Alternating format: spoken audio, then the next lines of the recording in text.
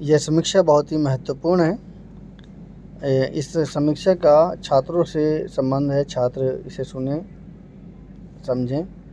इसका किसी राजनीतिक दल, संगठन या देश से कोई संबंध नहीं है। पश्चिमी एशिया की जंग बनेंगे नए समीकरण।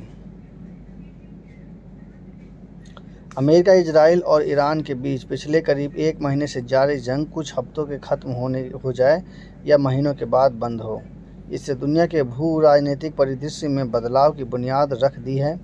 साथ ही दुनिया अब इस तरह से नहीं रहेगी जैसे युद्ध शुरू होने से पहले थी। ऐसा पहली बार हुआ है कि जब यूरोप के देशों में जंग में अमेरिका का साथ देने से साफ मना कर दिया। यह तब है जब अमेरिका और यूरोप के दोनों देश सैन्य संगठन नाटो के सदस्य हैं और यूरोप अपनी सुरक्षा की ज़रूरतों के लिए काफ़ी हद तक अमेरिका पर निर्भर है। जंग में अमेरिका के सहयोगी खाड़ी देशों के ऊर्जा ढांचे को गंभीर नुकसान हुआ है और इससे उभरने में उसको 1 दशक तक का समय लग सकता है। ये देश लंबे समय से अपनी सुरक्षा के लिए अमेरिका पर भरोसा करते थे और अमेरिका के सैन्य अड्डे भी इन देशों में हैं। यह युद्ध पश्चिमी एशिया में अमेरिका के करीब 5 दशक के प्रभुत्व के अंत की शुरुआत भी हो सकता है। जंग वैश्विक व भू राजनीतिक परिदृश्य में किस तरह से बदलाव ला सकती है और भारत की क्या भूमिका होगी, इसकी पड़ताल अहम मुद्दा है।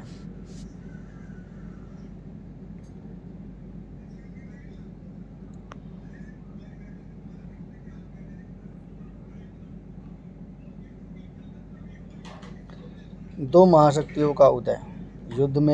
युद्ध से पहले दुनिया बहुध्रुवी थी, जहां ब्रिटेन, फ्रांस, जर्मनी और जापान मुख्य शक्तियां थीं। यूरोप का पतन। युद्ध के बाद ब्रिटेन और फ्रांस जैसे देश आर्थिक और सैन्य रूप से इतने कमज़ोर हो गए कि वे दुनिया पर अपना दबदबा खो बैठे।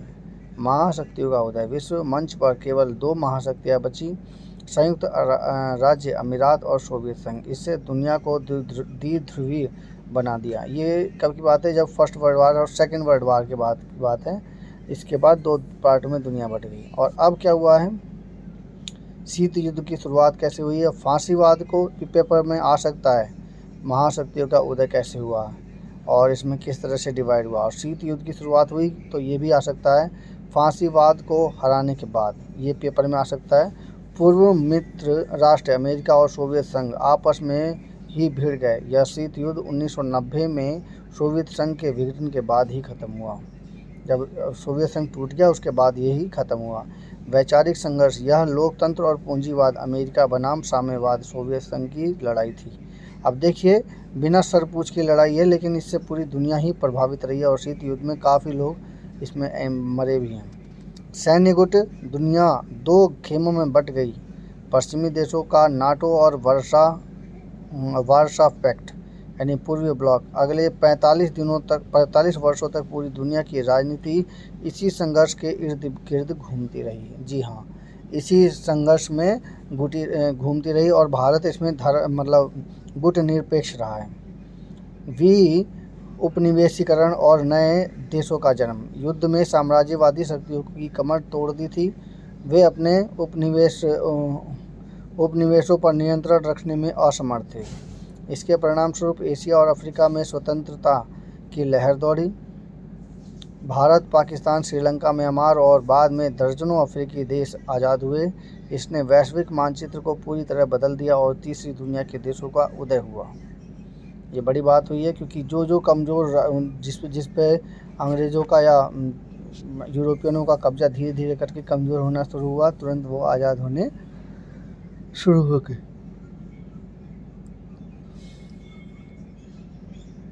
संयुक्त राष्ट्र संघ की स्थापना। पेपर में आ सकता है। युद्ध की तबाही को देखते हुए दुनिया के नेताओं ने महसूस किया कि भविष्य में ऐसे युद्धों को रोकने के लिए एक मजबूत अंतर्राष्ट्रीय संस्था की ज़रूरत है।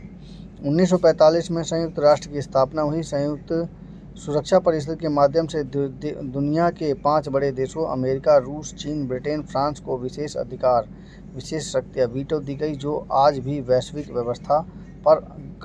व्यवस्था का आधार है। सामने आए जो वैश्विक प्रभुत्व के नए खिलाड़ी वो कौन कौन से हैं। सत्ता के केंद्र में आया है पश्चिमी यूरोप, लंदन, पेरिस, बर्लिन। और युद्ध के बाद का है अमेरिका और सोवियत संघ। राजनीति में साम्राज्यवाद, उपनिवेशवाद हुआ है। और युद्ध के बाद कैसे बदला वो, स्वतंत्रवाद और शीत युद्ध में बदला। स्वतंत्र राष्ट्र और शीत युद्ध में बदला। पहले तो साम्राज्यवाद था, यानी कि मेरे एरिया में मेरा एरिया कितना बड़ा है। बाद में ये युद्ध स्वतंत्रवाद, स्वतंत्र राष्ट्र और शीत युद्ध के रूप में कन्वर्ट हुआ। मतलब ये कहने के लिए ये स्वतंत्र है, इन्होंने केवल छोड़ा है। उसका कहने का मतलब ये है कि वो अप्रत्यक्ष रूप से हमें गुलाम बना देते हैं, पर कहने के लिए वो स्वतंत्र राष्ट्र बनाते हैं। ठीक है। और उसके बाद है अर्थव्यवस्था, सोने पर आधारित व्यापार। पहले जो था वो सोने से आधारित व्यापार था कि सोना लो और उसके बदले में कोई सामान दो। लेकिन अब जो है युद्ध के बाद जो ये सेकेंड वर्ल्ड वार हुआ वो डॉलर पर आधारित हुआ है। ब्रेटन वुड्स सिस्टम के हिसाब से डॉलर पर आधारित हो गया है।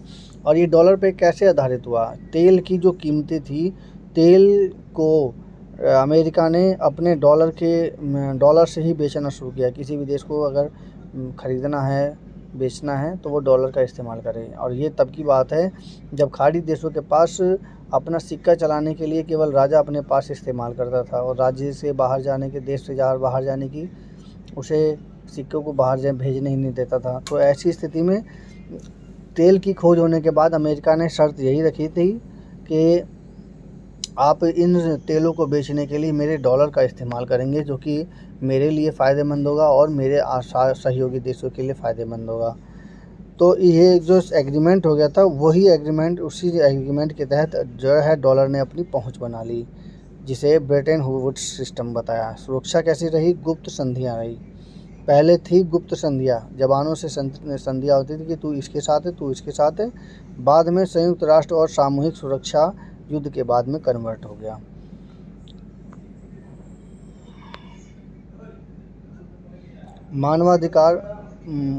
मानवाधिकार और अंतर्राष्ट्रीय कानून क्या बना।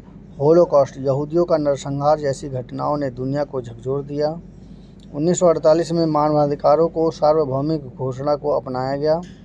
युद्ध अपराधों के लिए नूर्नबर्ग ट्रायल हुए, जिसने यह स्थापित किया कि युद्ध के दौरान भी मानवता के विरुद्ध अपराध करने वालों को अंतर्राष्ट्रीय कानून के तहत सजा दी जा सकती है। नेक्स्ट वन है परमाणु युग और सुरक्षा की परिभाषा। अगस्त 1945 में जापान पर परमाणु बम गिरने के साथ ही युद्ध का स्वरूप बदल गया। ये युद्ध का स्वरूप बदलते ही यह अब शक्ति का पैमाना यह नहीं था कि किसके पास कितनी बड़ी सेना है, बल्कि यह था कि किसके पास परमाणु हथियार है। उससे बड़ी शक्तियों के बीच सीधे युद्ध को रोक दिया, जब क्योंकि दोनों के पता चला था कि युद्ध अर्थपूर्ण विनाश होगा।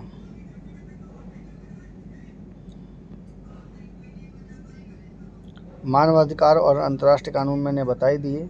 तो ये वो पॉइंट थे जो कि पेपर के लिए वेरी वेरी इम्पोर्टेंट थे।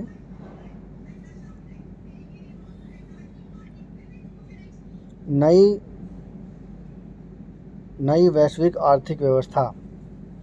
युद्ध के बाद विश्व अर्थव्यवस्था को फिर से खड़ा करने के लिए 1944 में ब्रेटन वुड्स सम्मेलन हुआ। अमेरिका डॉलर का दबदबा रहा।